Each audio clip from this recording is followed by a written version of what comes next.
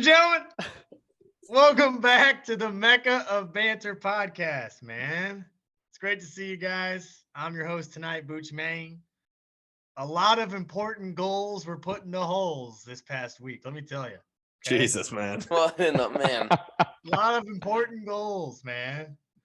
We're going to start, as always, with a little introduction here. I'm going to start off with the man himself, Mr. Andy Hoover. Young Goo Boys. Hoo.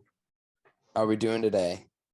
Feeling good, feeling great. The roller coaster continues. We just keep riding it. Good to be here today. Let's do it. Great to hear from you, my boy. Let's go over to the Arsenal fan, Winks. Are you a full kit wanker tonight? What are you wearing over there, bro? Yeah, bro. Just a kit. I'm the only one. I'm surprised. I feel like most of the time, a few of you guys. Okay, who's ripping a little bit? The United boys. I understand you guys not really wanting to rep this week. My jersey's busy being worn by Nate Griffin. Griff's wearing United jersey now. So. He did. He stepped out from Keep last night and he had a Marcus Rashford jersey on. So I saw with my own two eyes. Did anybody take a picture of it, I hope? I tried so hard. My legs were so shot I couldn't make it to the sideline in time. Good. I wanted to though. Thank goodness. But yeah, boys, what's up? It's Winks at LCW21 on Twitter. Couldn't make it last week, so Griff graciously stepped in for me and took a beating after the City game. But we are holy shit, dude! I forgot about that. Welcome back to the pod, you fuck. Yeah, that was wild. I'm honestly very surprised one of you guys didn't start out with that since I missed it, but I welcome it all. It has been a minute. It feels like two wins in the last couple days. The podcast is circled on his calendar after they beat Chelsea in a big one at the weekend. It's not though. Like if this was the beginning of the season, I would have circled it. But like Chelsea or Chelsea right now, so like I feel like it's us beating Nottingham or something like that. Just like, it would be like you beating Everton. Yeah. Or Southampton, the bottom of the table. They no problem with them, right? Yeah, like you guys in Brentford. I get it. Yeah. But spicy one today, huh? Yeah. What's up, boys? What's up, Lucas? Made St. James our bitch. We're gonna save the Arsenal talk for later. It was a good week for you, sir. But we're gonna slide over to the United brothers. We'll start with Mr. Connor Sindobri. How we feeling, sir? Feeling good. Happy to be here. As always, fantastic week to be a Manchester United fan. I drink it when you say it. False. I drink it when you guys lose. It's the best. Still firmly in fourth. Absolutely nothing to worry about. Still the only person on this podcast in a final besides Henry. So a lot to look forward to. Women's team top of the table.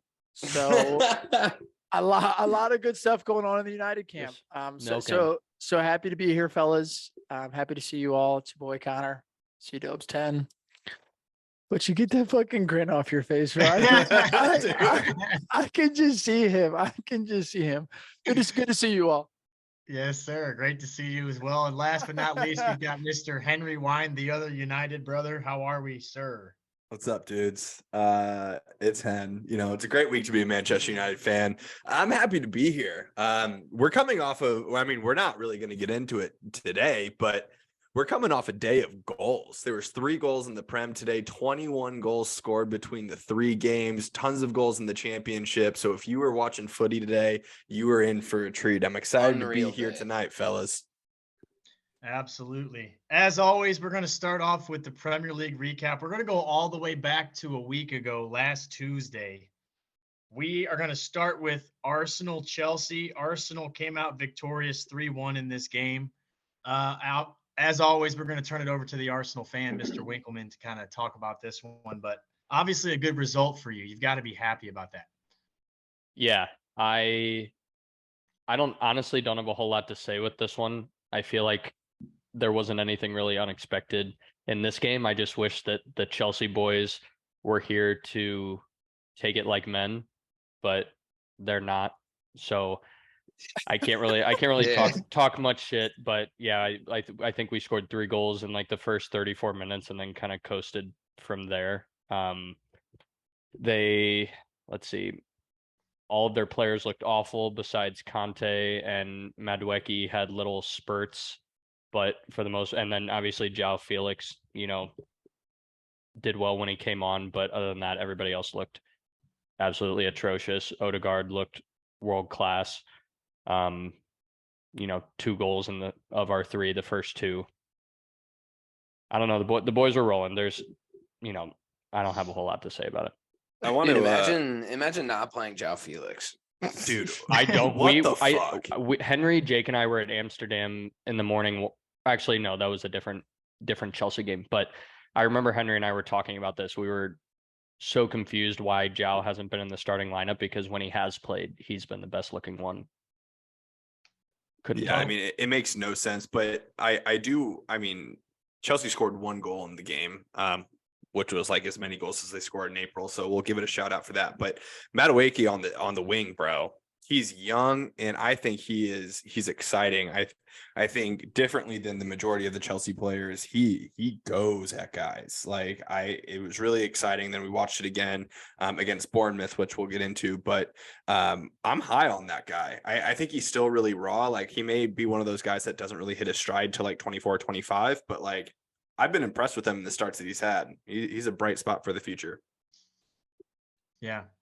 No, absolutely. He's just gonna get stuck in the cycle Yeah. of Chelsea wingers and where they go to die. So he looks looks great because he's had no instruction. He looks awesome. But yeah, I mean, as soon as honestly, he I goes was in- watching and I was like, Spurs could pick him up, dude. And like, if Harry Kane goes, Richie goes into the middle, like that'd be a great signing. They're gonna liquidate players in the summer no matter what, but be a good Yeah. signing for Spurs. I'd be remiss if I didn't bring up this game was sort of the start of what is now first name on the team sheet, Jorginho. Against his former team was like arguably one of the best He was players. first in a lot of stats. Yeah, he was like especially defensively. arguably the then most important player on the team that just let him go. Yeah.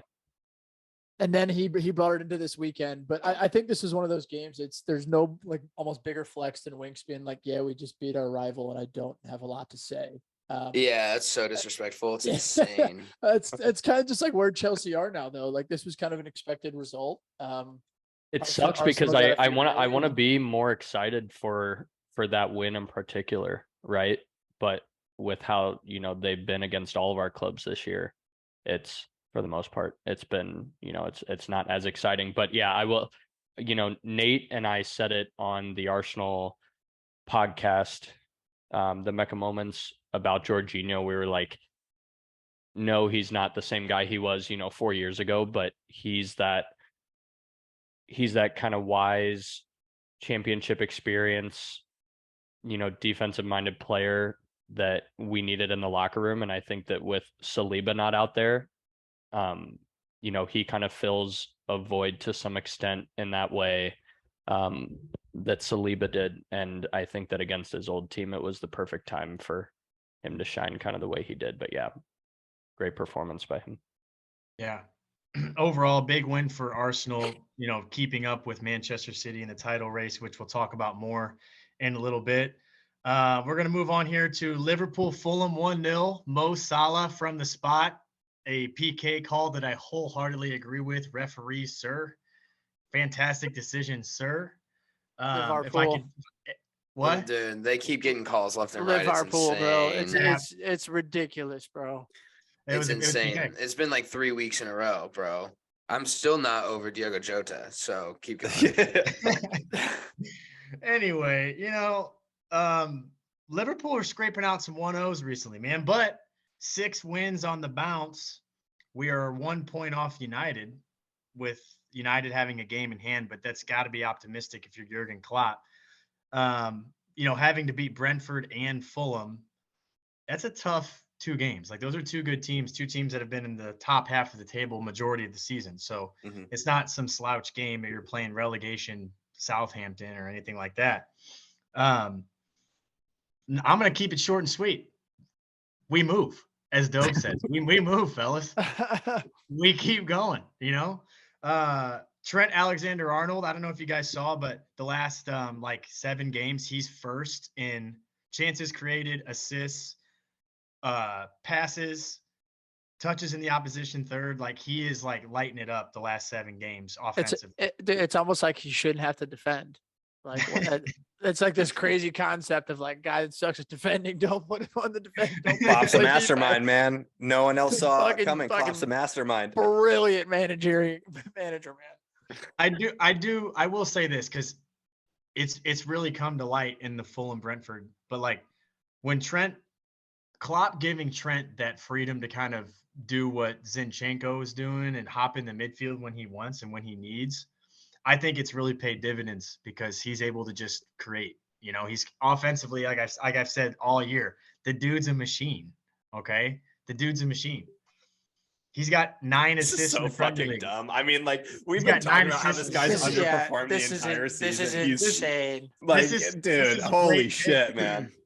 This is insane. He's not single-handedly But you're responsible for right. this turnaround.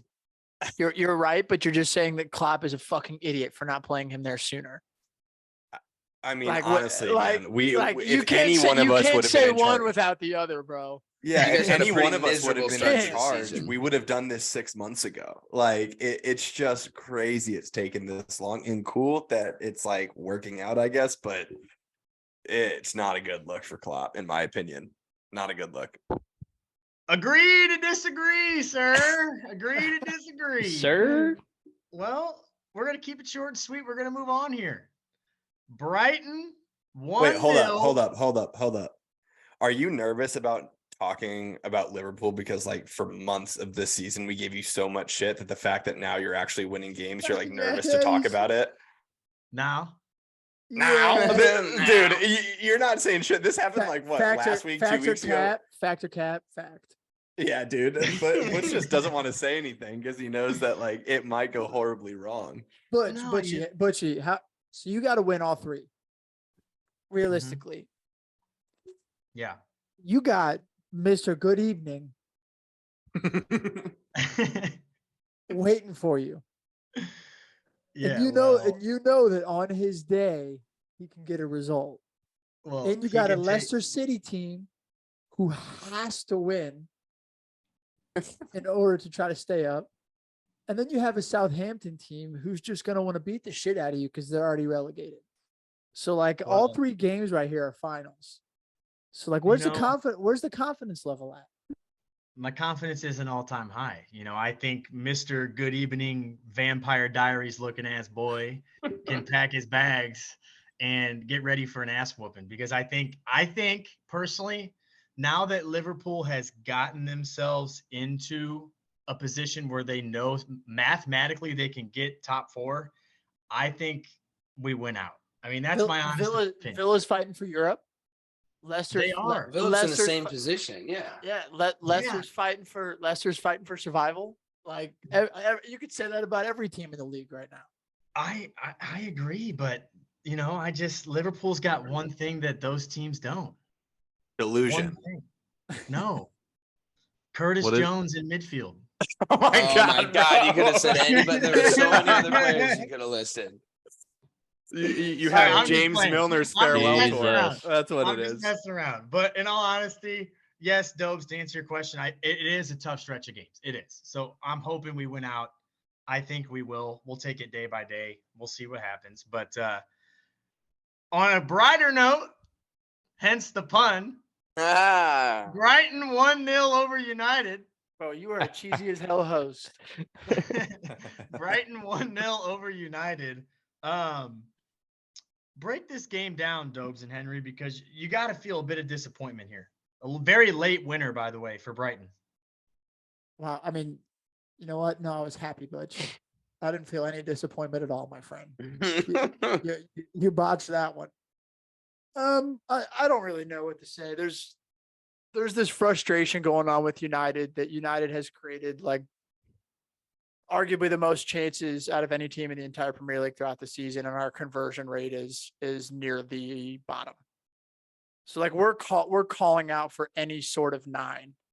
And when you go 0-0 and Luke Shaw and Victor Lindelof have an absolute masterclass, Luke Shaw without the penalty or not is the man of the match, like 100%, undoubtedly.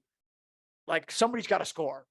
It's not like we didn't have chance after chance after chance after chance, and nobody stepped up and scored.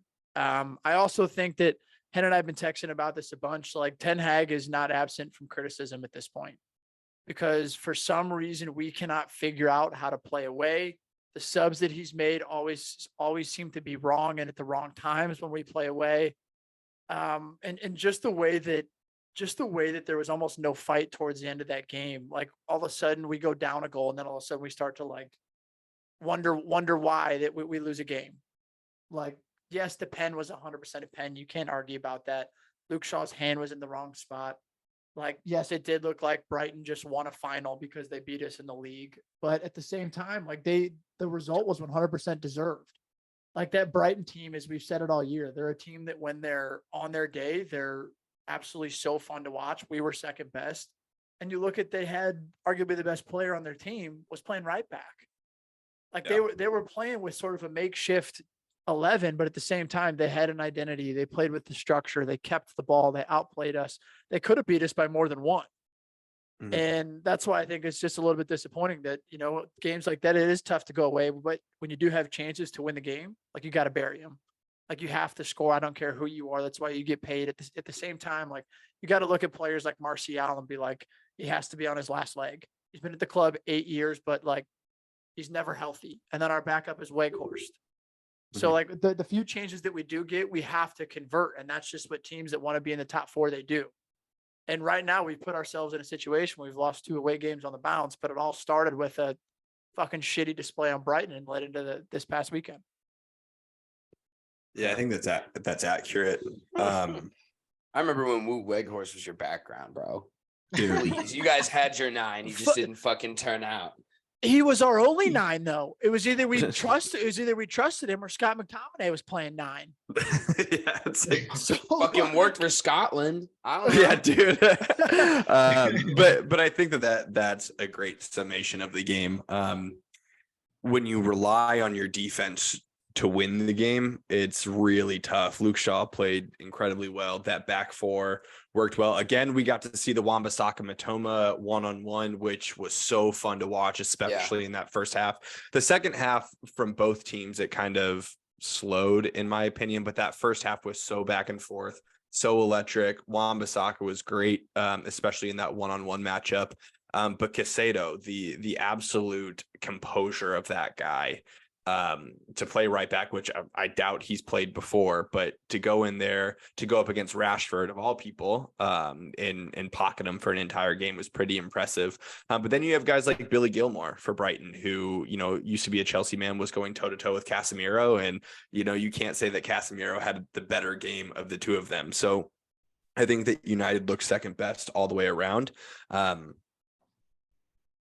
disappointing. It's disappointing. Brighton's been a good team. We've talked about Brighton a ton all season long, but yeah, I think I'm a little tired of this, like, not finishing chances. Dobes, I know that you just said that, but yeah, Martial, when he is healthy, he does look good. He had bits and moments in that game, bits and moments in the West Ham game where he looked good, but like, he's not reliable enough and he has no one pushing him. He knows he's better than Weghorst. No one's pushing him to really like see that position out. So it was a tough watch all the way around, in my opinion. Casemiro, since the World Cup, has looked bad. He's looked at, like, you know, way slow to everything. He's made some tackles that I thought for sure he'd be sent off again. Yeah, he definitely was. There's a couple times in that Brighton game, bro. Dude, he should have gotten a second yellow against Brighton at the top of the box. That should have happened. Yeah. So this was a tough watch. Losing in extra time is never fun for anyone, especially to a pen. But yeah, not good. Yeah, it's frustrating for the United fans, obviously, but frustrating for the draw bettors, bro. Are you kidding me? 110th minute. I was sitting there and watching this. Like, this was a 0-0 game written all over it. And honestly, the way that Brighton played, like, I would have taken a 0-0 draw and been ecstatic. Yeah, 100%. Like, to get out of there with that. Yeah. Yeah. Well, moving on to our next game, we've got Bournemouth Chelsea from this past weekend, and unfortunately, our 2 Chelsea fans on this podcast are flakier than dandruff itself. Oh, Jesus. So they will not be here. But, the one chance they have to celebrate a win, for their first win since I had a full hairline. God. I mean, dude, like, what a big day for them. Frank Lampard's guys finally scored, which we've waited weeks and weeks for. Statistically, they should be safe now, eh? Yeah, they are. I think they're good. They now. are. That's a big result for Chelsea in the fact that they are safe from relegation. I would have never thought I'd say. That's a real sentence. Like, Yeah, dude. Literally, bro. Literally, yeah. Isn't that crazy? Oh, makes me happy, mate. Well, we can kind of breeze by this one, but João Felix did score. Yeah. What do you guys think about the one thing we can maybe talk about with this is obviously he's a big profile player, João Felix. Do you think Chelsea actually brings him in permanently? No. Or do you think that this loan is done? They would have played Done. him more by now if they were planning on doing that. Dude, I was gonna say, I think it's done for a couple of reasons. One, they don't have a coach. Two, I think João Felix got to see for 6 months the dysfunction that is Chelsea. There's no way he's agreeing to a fee there. Like if Atletico want to sell him, I'm sure he'd be like, okay, not to Chelsea. There's plenty of clubs that would want me. Like I just can't see it happening.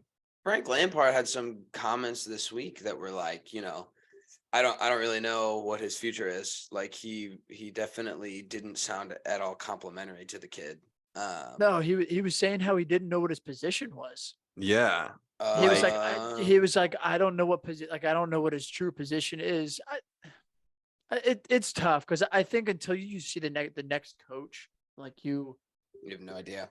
Like if Poach comes in, he may want to play for Poach, and Poach may see him as part of his plans. Like, yeah. So I just think that the reason I don't think so is because I don't think they're going to drop the money he's going to cost more so. Yeah. I think that's the key factor. Yeah, that's a good call too. And then you still have like Nkunku coming in. You still have that, like, which Nkunku can pick up those spots centrally or out on the wing. And yeah, I just can't see a world where João Felix is a Chelsea player next year, which goes back to like I think we all called this in January of this being like one of, if not the worst transfer or like loan. One, because of how expensive it was, and then he got a red card his first game. Like, I mean, Yeah. it's a terrible loan. It's a bad look for Chelsea. But the other thing I want to call out with this Chelsea side is this could be a like result of the squad that he's in. Enzo Fernandez has drastically declined, in my opinion. Like that first week or two, we were like, yeah, this guy after the World Cup, he's buzzing. He's like on cloud nine. He looks sluggish. He looks out of position. He looks like he's trying to do too much, but at the same time looks like he doesn't do anything. Like he might be a little bit on a fraud watch for 100 mil. Yeah. There's something about that Chelsea squad, though, bro. Just nobody is going to find a way to look great. Like Medwicki, I agree with what I've watched of him. He was trying so hard. Hard, dude. And like nothing else was going. They just get stuck, dude. Some of these guys that may be really good. Like João Felix, when he came in after the red card situation, he was electric. Yeah. And then trailed off. It's just a trend. They need the end of the season. Like Badly. like they need to win as many games left. And then like for Enzo, for me is, I think he has a proper coach. Like I think he comes good just from when I saw him in the World Cup. Like he's a world-class player when he's played right in the right system, the right formation. And I think it's very tough. Like I'm so used to saying this about United, where coaches would play players out of positions or not play the right system to meet their players. And like, we have no reason to think that Frank Lampard is any sort of halfway decent coach. Mm-hmm. And yet we're seeing these players play in this whatever sort of system you want to call it and expecting them to be at their very best. So like, there are some fucking dreadful players on that fucking team that absolutely need to leave. But like, I think Enzo is one of those players that comes good. I think Zhao's another one of those. I think he goes somewhere and he plays in the right system. Like he's a world-class player as well. I just think Frank Lampard's a terrible fucking coach, and these guys need consistent coach for a full length of a season. It's tough to see. Absolutely. Absolutely. Nonetheless, big win for Chelsea. I'm sure James and Nick are very happy. Let's move on here. Tottenham with a 1-0 win against Crystal Palace. Harry Kane with his 26th Premier League goal of the season. Mr. Who? Inevitable. Mr. Inevitable, bro. That's a ridiculous stat. And then just to not even be like blinked at because of the year Holland's having is just ridiculous. I'm so sick of that photo. It's just Nice background, Doves. yeah, it was I full disclosure didn't get to watch the game. I was golfing. But it sounds like, and what I've watched, I did watch a lot of it back and the highlights and whatnot. And it was Christian Romero looks good when he's not paired with a guy like Eric Dyer. I think he's one of those center backs where he has to have someone who's competent next to him to actually be the player that we think he is. Like he looked great in the World Cup. After the first game, he looked great next to whomever at that point. So I think that not playing Eric Dyer was a statement from Ryan Mason, which is like, dude, the guy is like, he's doing the things that the fans see. You know what I mean? Like to a certain degree, like he's just tinkering. He has nothing to lose. He's like, let's do this. They played a possession style game, held the ball against a decent Roy Hodgson Crystal Palace. Had the strength of chances, and Harry Kane's going to bury a header from 6 yards, 8 out of 10 times. So that was about what I've seen. I think 5th place is realistic and sick. Woohoo. So fun. Are you all, I know that you don't have a coach yet, so it's probably hard to like look at transfer strategies, but are you all linked with any center back at all? No. Damn. No, we don't even have a director of sport or anything right now. Like, I mean, neither do we. So yeah, fair. But no, I don't even like I'm a Tottenham fan. You can't really get your hopes up on transfers anyway. So that's not something that we're really going for. And B, there's a lot of things that have to happen before you can even think about that. Like if Nagelsmann's going to be your coach, that has to come with someone else who's going to work with him. Because he's kind of come out and said that he wants a director of football or a Fabio Patrici role. So I think you do whatever that guy wants, even if he is the remote, like smallest percentage of wanting to join the club, like do it, do what he wants. Like, who cares? There's a reason he's available, broke up with his girlfriend or wife or whatever. Oh, did he? Yeah, they're done. So that's Sick. not, that shouldn't have to be a club worry. Great. Yeah. No press leaks. It's just too, it makes too much sense for it to work. Cause that's Tottenham Hotspurs, but, yeah, no, it was good. 3 points is great. I don't know. It's a good result. Yeah. I was scared of Roy Hodgson for a little bit. So, I mean, you take the 3 points and you look the next week. I mean, it's a big 3 points for you all. It's a big drop 3 points for Crystal Palace. I mean, Aston Villa also dropped points this weekend, like they lost in. Brighton lost today. So the 5th place thing should be at least what your sights are set on. You should want to win out. That's it. And everybody else's results are everybody else's results. But like these guys are table watching. Like they want to be up there.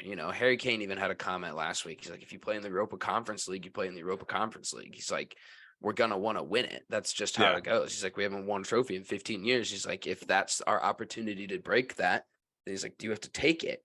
So we got Harry Kane talking about the Europa Conference League next year. So I would call that a rather positive thing in my world. So there's just nothing you can do. Ryan Mason's at the helm, and you go next week. Is there a world where in your next couple of games, Ryan Mason puts together some W's and he gets offered the job? I think there is a world. I would hope that it's after Julian Mickelson says no. Gotcha. And frankly, I actually would hope it's not even after that. I would want someone who's got some real first team experience.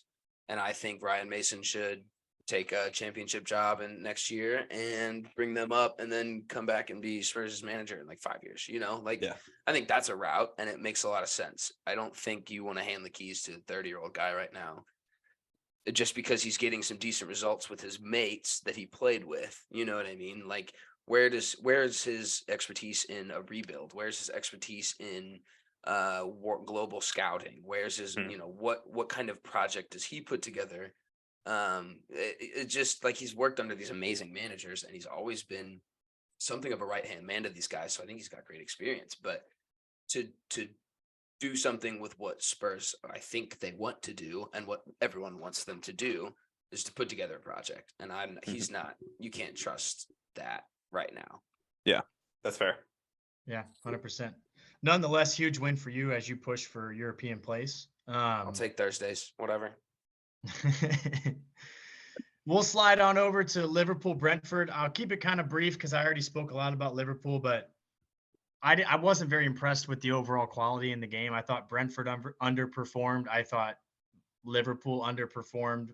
A few individuals on Liverpool had decent games, but other than that, it really was not a fun game to watch. It was very just lacked quality, in my opinion.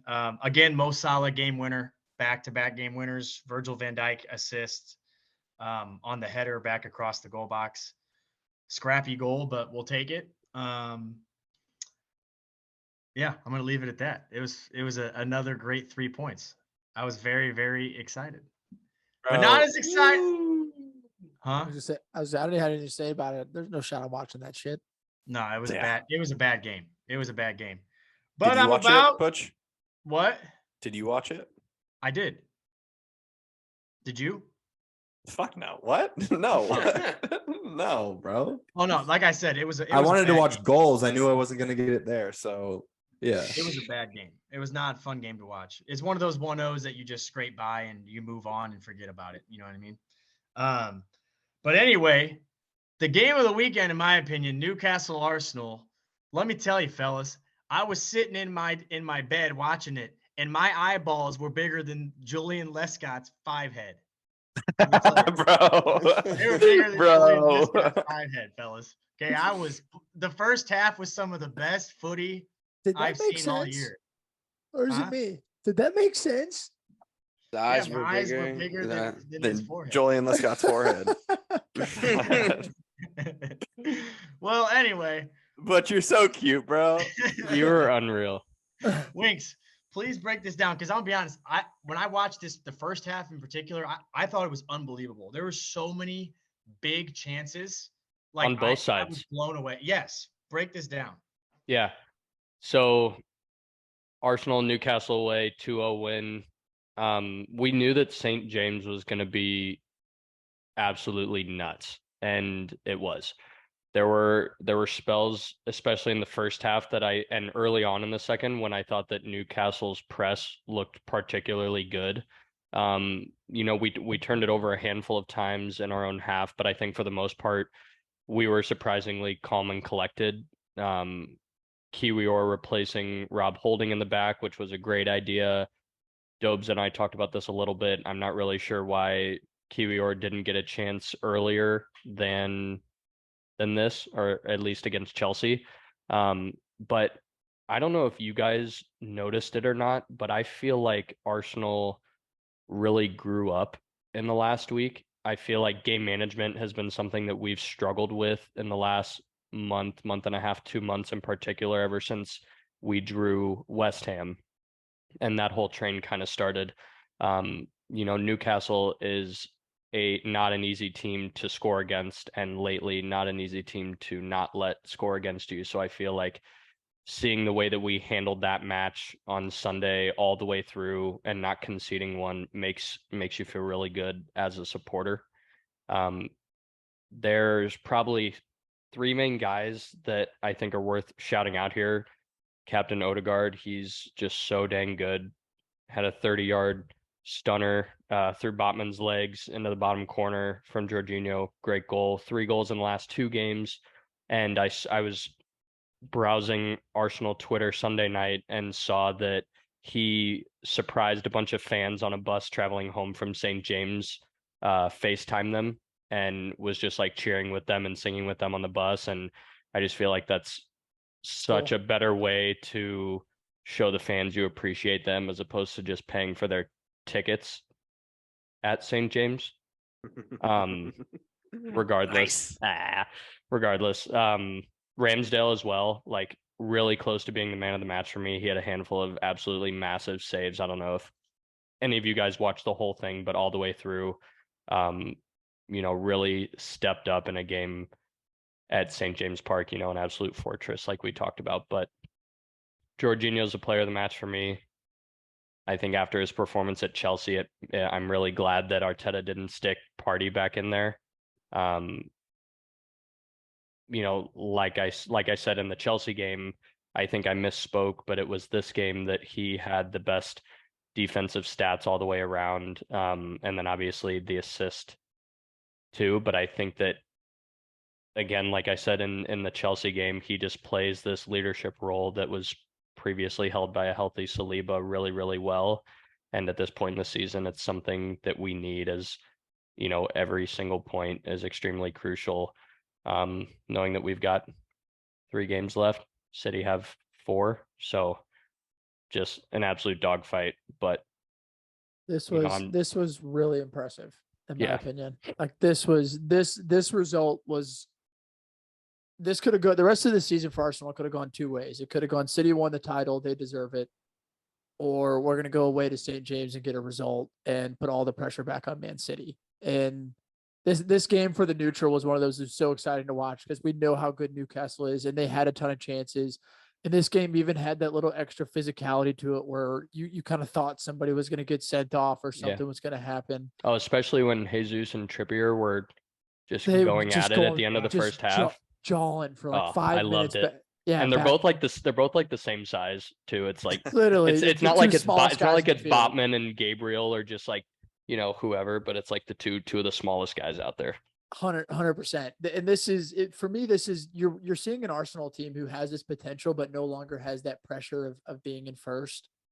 And they just know that they go in and they have to get a result, and sort of just went out there and Odegaard as a captain should step up and was the man of the moment. And after that, and I have to say, like, actually shout out VAR for a sec, like, but reversing that quickly and realizing that wasn't a pen just changed the game, because I think down 1-0 at St. James's Park, like it's tough to come back from that. Yeah. And so right after that, Odegaard steps up and scores, and sort of the rest is history. And like you said, Winks, Arsenal just managed the game.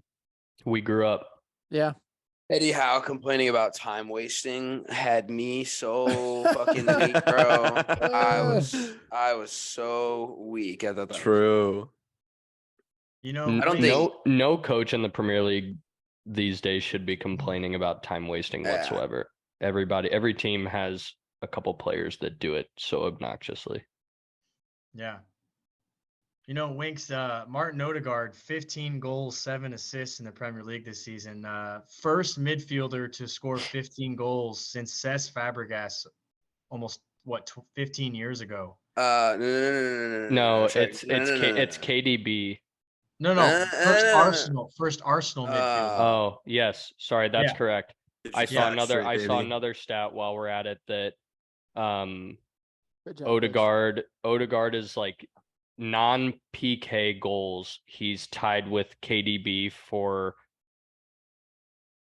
correct me? I think it's Delhi. Delhi had 17 in 16-17. Jesus. Odegaard has 15 right now, which is the second highest ever. Who's got that Hold on, memorized? Who said shut up? the one I specifically saw was non-PK goals. So can you confirm that? Okay, I could have it was sworn it said Delhi's non-PK. KDB was like 15 before the Newcastle game and Odegaard was at 14, but it might have been incorrect. He and Delhi are having the 2 best seasons probably by midfielders. So, and you've got 3 more Delhi, what games a for him waste. to take that up. But yeah, you don't let me forget that season. That was a good season. Streets will never forget. Streets won. No trophies though. Nope. Yeah. Nope. I mean, Winks, just like Dope said, it was impressive. I did not see this result coming at all. I thought that we were in for like a classic 0-0 and maybe a Newcastle edge, but That's how the reverse fixture was. Yeah, So I man. think that this is infinitely better, especially being away. But that's why that, shows why I think we're still the best ranked away team in the Prem this season. It's an impressive And stat. and Wish you we could say saw the it same. there first. Yeah. Same. What No, what is big- the what's the confidence level here, Winks? Like I think this I this mean, was the the game next to 4 make weeks it I'm a Brentford, Chelsea, Brighton, or sorry, whoever they play, Hot whoever Chelsea, City plays though. next An week. absolute hot Chelsea. Yeah, I know. That's the crappy part, but I forget who City plays next week, but then it's like Chelsea, Brighton, Brentford. So if Chelsea somehow figure it out, I think that Brighton and Brentford are our two best chances for I do think City to drop any it points, is. but I'm just pumped that like you guys have kept it like this because now these Yeah. next couple of weeks, Oh. every single game from top of the bottom of the Prem is just like must watch TV. it is, yeah, because if you think about the table as a whole, right, you've got Liverpool within 1 point of you guys, with obviously you guys having a game in hand. Then the relegation battle is still crazy too. Southampton are going down, but the last two spots, there's 4 teams, maybe even 4 teams fighting for that those 2 relegation spots. So I think Yeah. it's going to be an electric last 3-4 weeks. 100%. 100%. Which takes us into our last game of this past weekend. West Ham 1-0 win over Manchester United. Man, let me tell you, fellas, I'm about to I go was off. I was happier than a camel on hump day watching United lose this game. This dude's insane. I was happier than a camel on hump day, sir. It was Dude, great. I feel like you would love watching Mark Goldbridge, bro. The amount of metaphors that you guys like both say in your normal day-to-day lives, you'd love it. So break this down for me because, and I'm being serious now. I'm not throwing any shade at you, okay? No shade. But back-to-back 1-0s, it's got to be. We talked about you were frustrated with Brighton. What about this game made you frustrated as well? You got to be fucking trolling, man. No, I'm not. What frustrated me? Fucking David De Gea being in our fucking net frustrated me. What the fuck are you talking about, bro? What do you mean what frustrated me? It's that it goes back to that old Roy Keane quote of like, what is it? Like a leopard doesn't change its spots. It's like we've seen De Gea do this time and time and time again. And this is the shit that managers end up getting fired for. Like genuinely, if you continue to play a guy that fucking literally could have settled that ball. He could have stepped to his right and settled it. Not only that, talking to Griff last night, Griff's like, he could have gone with 2 hands. Mhm. Why the fuck are you diving with 1 hand? And you fucking just halfway throw the ball in your net? Like enough is enough. And Eric Ten Hag is in this extremely tough spot now where it's like, do you go to Jack Butland, who's fucking hasn't made an appearance for United this year? And then in the summer, it's even more of an issue because we have so many other different spots that we need to fix that you almost have to fucking say, hey, Daya, you're the guy. So like now we're in this spot where we got the fucking guy handed points away, getting us fucking knocked out of the goddamn Europa League. And now the fucking costing us fucking points in the Premier League. And Ten Hag comes out afterwards and he's like, we see the long-term plans with fucking David De Gea. Woo! Like, Damn. like you want to know what I'm fucking frustrated about? I'm frustrated. I'm Ten Hag frustrated. out. I'm frustrated about a fucking toe poke that ends up in the back of our fucking net when there's 3 defenders around him. The fuck you mean I'm frustrated about? Like this, I haven't even talked about our fucking Ten Hag starting Woot fucking Weghorst as our number 10. Like we've talked all year about like we literally the matchup is Declan Rice versus Woot Weghorst. Let's flip a coin. Who's gonna win that one? Oh man. Like this result is so much more frustrating than Brighton to me because Brighton is a fucking great team on their day. They're fantastic. They can beat anybody in the league. West Ham is dog shit. Like the West Ham is absolute dog shit. And this game more than anything, that's why I've been waiting to tee off, is because Ten Hag deserves 1,000% criticism. Like 1,000% criticism. Yeah. Like there's games where you play against Brighton and you play Brighton and Brighton's going to have the ball. And you don't necessarily maybe want to play Eriksen in a game like that because he's going to get passed around. But then instead of playing Eriksen in a game where you know you're going to have over double the amount of passes, you start Wout Weghorst at the 10. Like that's the shit right there. It's like, what the fuck are we doing, man? Like we haven't lost when Eriksen, Bruno, and Casemiro have started in the middle, and you start Wout God fucking damn Weghorst, bro. Like, I'm not even trolling right now. Like, I'm not Butchie trying to make a joke. I'm genuinely pissed the fuck off right now. Hey, So Jack. yeah, I don't have any more to say. Like, I apologies for the rant, but this one fucking got me. Like, Brighton's a great fucking team. We got fucking Liverpool on our asses now because we play fucking goddamn Wout Weghorst in the middle. That Yeah, is- so- sucks. Hold Hey. on. So you guys play Wolves, Bournemouth, Chelsea, and Fulham. Scared for all. Yeah. of them. Yeah. So what are Every the odds single that one. how do you feel about United potentially bottling Champions League? It's like 50-50 right now. Like it's Wow. 50-50. And I think the reason is because where the goal is going to come from. Like here's the thing, it's Rashford's been absolutely unbelievable this year, but he's been a one-man show. And so you see whenever he doesn't find a way to score, like we don't score. And you have Martial up top, who's a great player, but he's just so goddamn inconsistent in terms of how he plays. And even he's not clinical. Like he'll score a tap in here or there, but he had a huge chance this weekend and he missed. Like he had a huge chance against Brighton, he missed. So like that's my only concern is in like looking up, we play Wolves. Wolves always play us well. Every single time we play Wolves plays us tough. I do think we cruise against Bournemouth, but like we should beat Chelsea.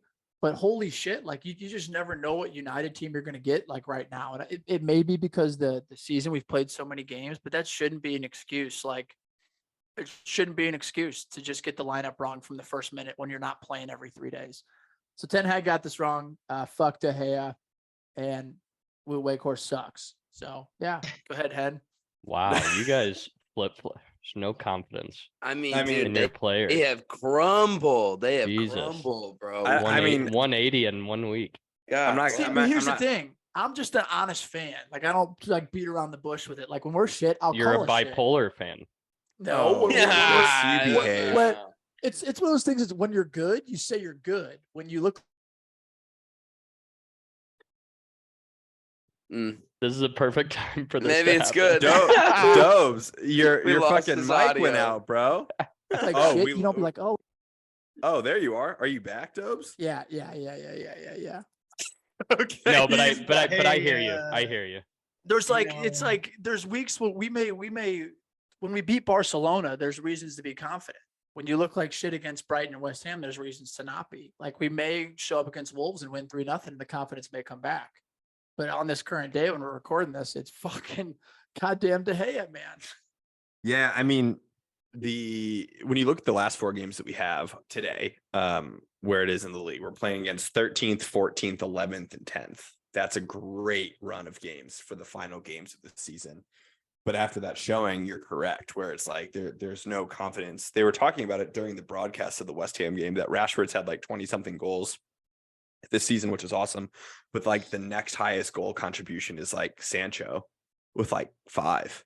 It's like that's concerning that's the case where, you know, you have Arsenal over there where you have what, like 4 guys in double digits or 3 guys in double digits. That's fantastic. So this game is tough. I agree that Ten Hag deserves tons of criticism because you start Weghorst in the 10 of all places.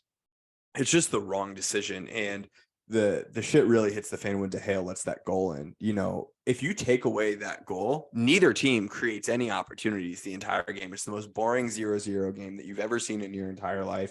And we're sitting here saying the exact same thing that Butch is saying of like, you know, it's 3 points. We're just like, it's 1 point on to the next. It is what it is. But it was such a frustrating game. De Gea, it's upsetting because, you know, even as like a non-fan of United, you can recognize how significant David De Gea has been to Manchester United for the last 13 years that he's been there. He's been like the player of the season numerous times. He's had golden gloves. He's been, you know, at his time, one of the best in the world. And the decline is so rapid I wouldn't say that he's on like Hugo's level. I feel like Hugo has a Oh, mistake. he And I'm is, like, dude. He 1000% is on Hugo. you think I so? Easily, bro. I think the way that you just described what David De Gea was for you guys is the exact same way that I would describe how Hugo Yes, Lloris has bro. been, bro. He's been immense. He's been one of the best goalies in the world, one of the best keepers in the world, and then he just has a howler. What? Well, they're tied for the most direct errors leading to goals Yeah, this yeah. year. Oh, The even only difference crazier, is, De I Gea's think leading the Premier League in shutouts. Yeah, that dude. exactly Yeah. right. It's a What the tale of two coins. fuck? The only difference is, I think Hugo's played his last game for Spurs, and you guys might sign a 5-year. So I don't think we'll sign a 5-year. Truthfully, what I think is going to happen with De Gea is I think that we're going to sign him to an extension. And I think that Ten Hag's doing that in the chance that we don't get bought by Qatar.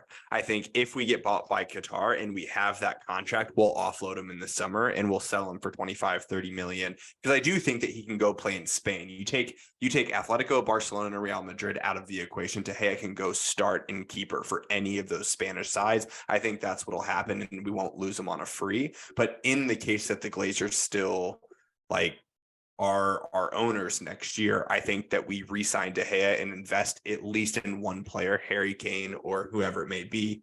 In the goalkeeper isn't the most necessary position. That's what I think is going to happen.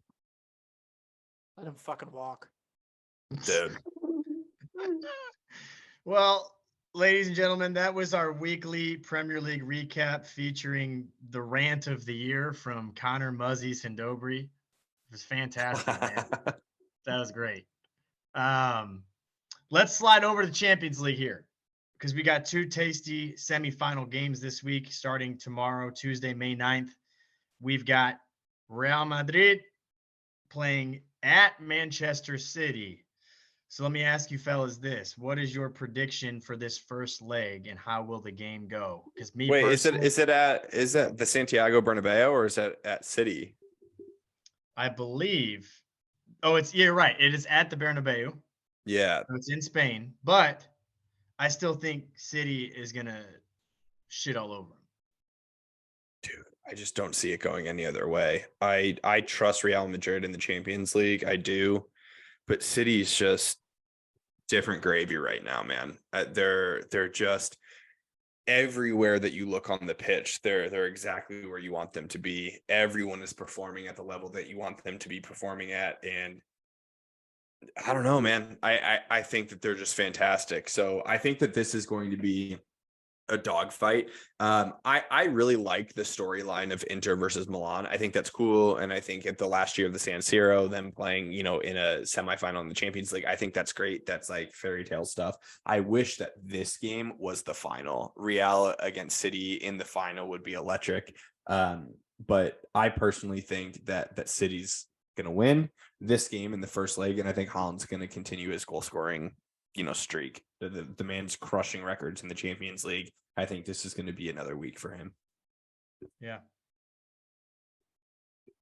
these guys leak goals. Real Madrid leak too many goals to play a team like this. Like we saw it in the league last week. They let up 3 or something. You know, they're just so inconsistent at the back, playing the scariest team in the world right now and when they were bad.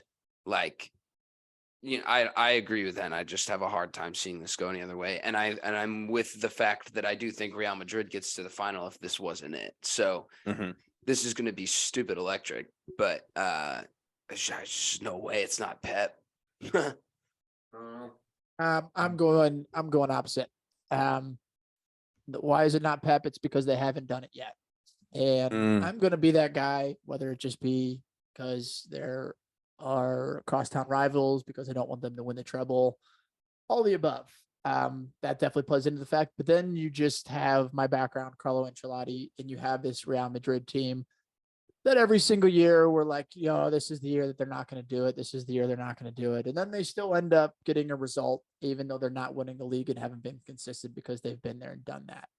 So as much as, yes, City has absolutely been probably the best team in the world over the last, month and a half, whatever you want to say, I think that this Real Madrid team absolutely can beat this Manchester City team, like 100% without a doubt. If you look at the sort of the form that that this Madrid team has consistently had in these stages of the Champions League for years after years. Like Benzema consistently has a big moment, and you have Modric, you have Toni Kroos, guys who in one game you want to bet on. Not saying you don't want to do that for City, but City have so much pressure on them on both different sides between the league and now the Champions League, almost more pressure in these games.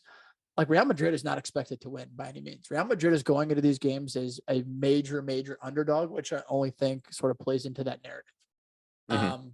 So this first leg, I could see it being maybe a 1-1 draw or even like a 2-1 Real Madrid win. I may be 100% wrong and City may kill them, but I refuse to be the guy that bets on them here. Yeah. Yeah. Winks, what do you think? I think it's a coin toss, but I like, City are finally hitting, not super recently, but obviously we know that they're kind of hitting their stride lately. And so I think I agree with Hen. I see them kind of rolling and Erling doing what Erling does, KDB doing what KDB does, being the best player in the Premier League.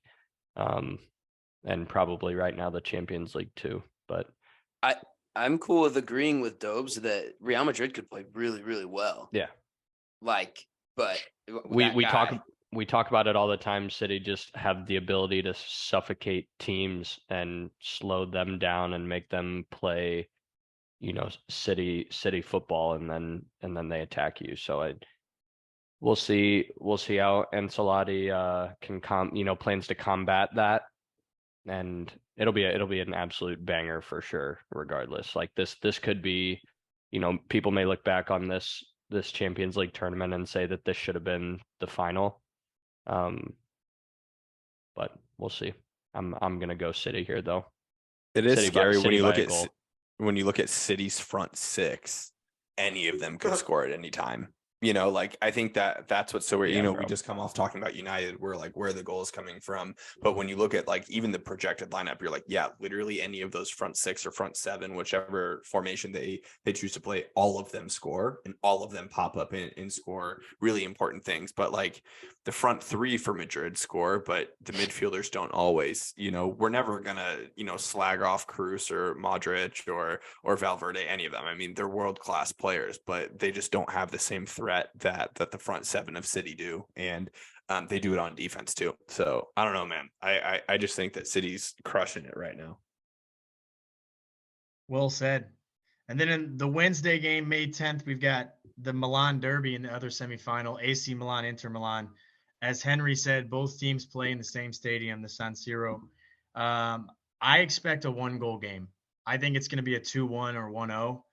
And my heart points towards AC Milan here, winning the first leg. Dobes, what do you think about this game in this first round matchup here, first leg? Truthfully, I really think Inter's gonna not cruise, but I think Inter's gonna win. Like if we kind of go back, I was just looking at the form. Like Inter's won 6 on the bounce. Inter's won 6 on the bounce. AC Milan, let's see. I mean, they've tied 2 and they've won 1, but it's just like in my opinion, this is like 100% a coin flip. Like these two teams, they know each other. They've played against each other. Not only is it the same stadium, but I just think who has it on their day. And I think either of these teams have the capability of winning this game. I don't even think this is one of those. It's probably even across the entire board in terms of what to expect.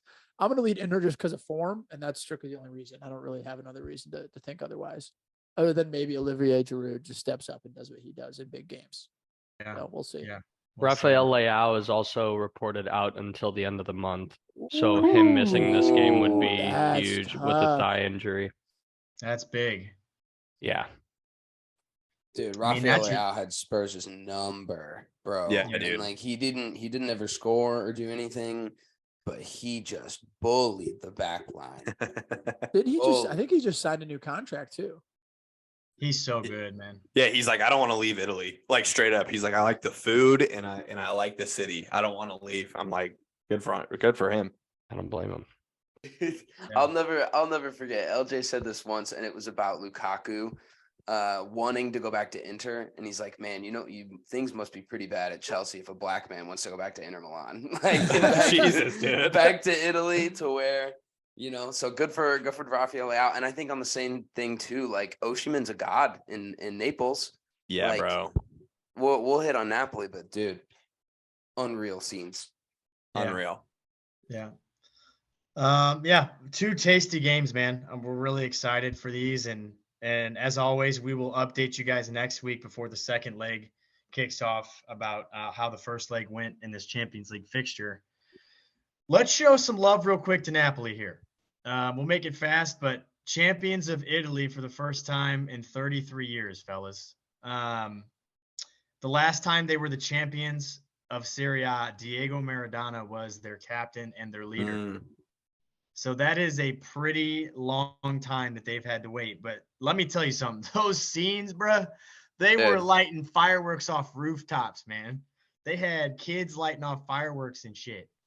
Everywhere. Dude, nuts. Across the entire city. If you go just search Naples on Twitter, you will just it's video after video after video of just fireworks shows and people in the streets and people with flags on their mopeds, and it is so cool. It is so cool.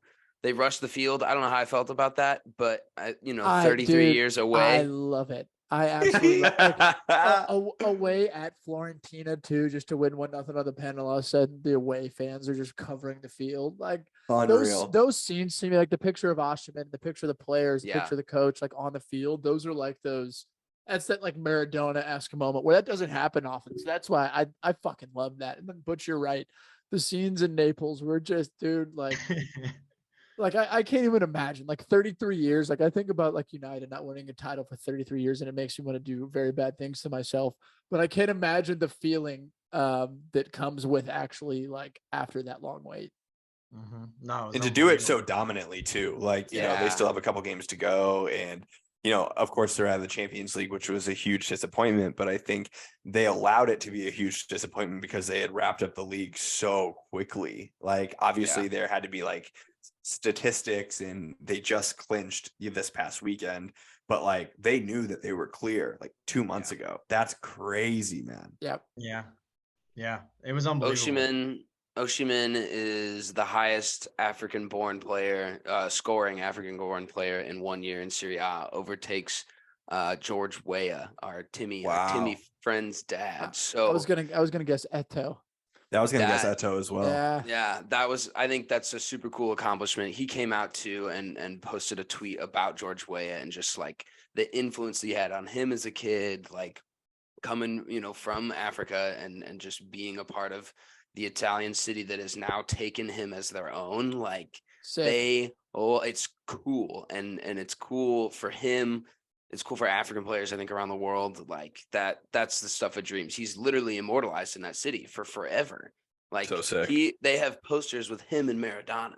That shit doesn't happen in Italy. Like insane. Cavaradona as well. Yeah, love that guy. Yeah, no, phenomenal achievement for Napoli, man. We're all ecstatic that it was somebody different again for the third consecutive year. We were getting sick of Juventus winning every year for 10 years. So it's really nice to see Napoli win it. Before we wrap up, we're going to go through our flowers and showers here, and Mr. Henry Wine is going to take us through that.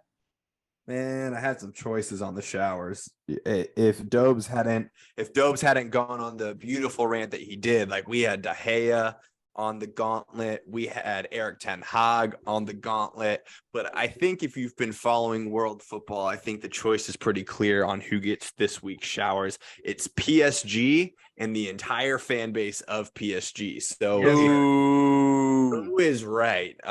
If you haven't followed, PSG suspended Messi for 2 weeks for going on unauthorized trips to Saudi Arabia, which you decide what you want from that trip. Messi came out in a statement saying that they thought that they had the day off. Miscommunication, maybe I'm being biased towards Messi, but the absolute farce that is the PSG fan base in going to like Messi's house, Neymar's house, chanting "Get out of our club." You see like fans burning Messi jerseys. fucking PSG fans are out here acting like they've won every world title for the last 10 years. They haven't won anything other than, League One championships, which is ridiculous. So I think it's so embarrassing when you have two of the best players that we will ever see, Neymar and Messi in your club, and you're constantly chanting to get out of their club. I think that's what's going to happen. I think PSG are going to struggle immensely over the next couple of years without Neymar, without Mbappe probably, and without Messi. I think they're going to be dog shit next year. So PSG Hopefully. and PSG fans, hit Good. the fucking showers. Boom. Get out of here. And Flowers, on the other hand, this might be a pick that you guys may not see coming, but I'm actually going to give our weekly flowers to Eduardo Camavinga from Real Madrid, in the spirit of the Champions League. He's 20 years old. Fabrizio came out with a pretty cool statistic today or yesterday, saying that Eduardo Camavinga has now become the youngest player in Real Madrid history to win all 6 major club trophies: the Champions League, the Super Cup, the Club World Cup, the Spain Super Cup, the Copa del Rey, and La Liga. So 20 years old, born in November 2002. What an accomplishment from that man. 2002. Yeah, dude. Jesus. What? Bro, you know- unless you got a Europa League, it doesn't matter. Yeah, dude. Honestly, Conference League. or a Mickey Mouse Cup. Dude, but Dude. I have the receipts. I've been high on Camavinga for a long time, way before he made his transfer to Real Madrid, and then we all know that he hasn't been playing a ton. He's been deployed as a left back since the World Cup, but he's just consistently killing it. Again, we see Trent thriving in kind of that inverted fullback position, similar to Camavinga, but flowers to him. What a cool accomplishment. And of course it's a team game, but couldn't be more stoked for the guy. Love it. Yeah, fantastic shouts for the flowers and showers. We're going to finish with a quick factor cap, one of our favorite segments on the Mecca of Banter podcast. You ready, fellas? Yeah, bro. Butch was Yeah. hyping this up. We were playing Pro Cap. Cups. He's like, Cap. man, Yeah. I got I'm going something to be honest. nice. Like, It's a I've cap, had this bro. in my head, It's a and cap. I already saw Dobes like It's a go cap, off bro. once, and I It's don't a want him to cap. go off I hope it's twice. what I think it is. It's a cap, bro. All right, here's my factor cap. You ready, fellas? No. Oh yeah. Okay. Mo Salah has had a better season than Marcus Rashford. Factor cap. Mo Salah has 19 goals, 7 assists in the Prem, 30 goals in all competitions. Marcus Rashford has 16 goals, 5 assists in the Premier League, and I believe he's right around 30 as well. 29. So who's had the better year?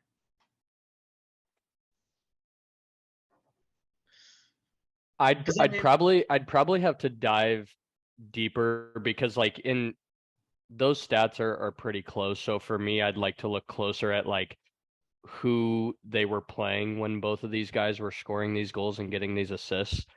And I'd like to look at like How the many amount pens? How of many big clubs pens, in Butch? Europe or big clubs in England. How many pens you said? Oh, that's true too. How many pens?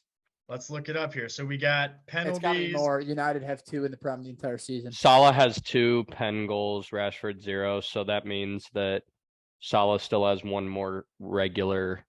Salah also has way Non-penalty. more pen misses. That's facts.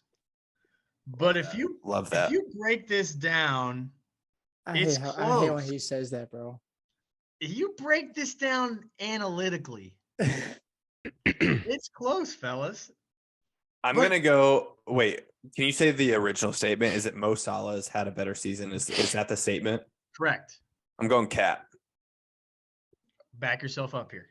Yes, sir. So as we've made very clear, from Dobe's earlier rant, Rashford has been more influential in this team. You take away Rashford's goals, and He's on an we're- island. Yeah, we're really struggling, and it's not to say that Salah hasn't, really done well for you all, but he's also missed a lot of chances. And granted, Salah is like where we expect him season over season. We expect more from him than we do from Rashford. Let's get that clear. What do you mean? I expect 30 from Rashford every season.